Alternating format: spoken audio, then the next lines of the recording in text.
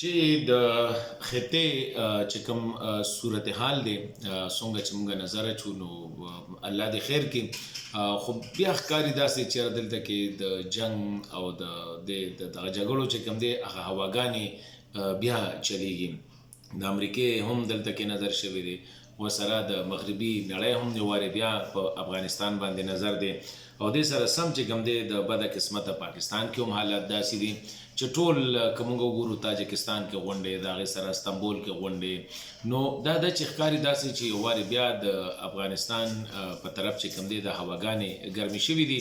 او پاکستان هم پکې که زما ذاتي رای دا ده نو لکه یو قسم لا ټریپ کېږي په دې دغه کې. او پاکستان هم چې کوم که عسکري قیادت دی که سیاسي قیادت دی نو د هغوی د طرفه چې کوم بیانونه راځي نو هغه داسې ښکاري چې یاره دوی هم د جنګ ته چې کوم دی لکه لمن خو ته نه وخي خو داسې انیویټیبلي ګڼي. نو زه دا ووایم اخره کې چې یاره پاکستان له او افغانستان له دواړو له په دې حالاتو کې لږ د احتیاط نه کار اخیستل پکار دي، د صبر نه او د برداشت نه.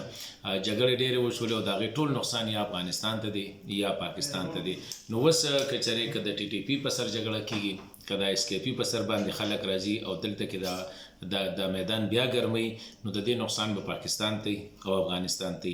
نو ځکه زه وایم چې د پاکستان که عسکري قیادت دی او هغه سیاسي قیادت چې د هغوی بیانونه هم دا پته لګي چې هغوی هم دا شی لږه ګرمه خوښوي، نو لږ احتیاط پکار دی چې افغانستان کې نور څه داسې نشته چې هغوی څه بیلي، که بیلي نو پاکستان به بیلي. او دغه شان طالبانو له هم پکار دی چې یاره یو څو لسیزو پس چې کوم دی دا امن راغلی، اوس دا امن ټینګول پکار دي، ډېر جذباتي کېدلو ته نه دي کېدل پکار.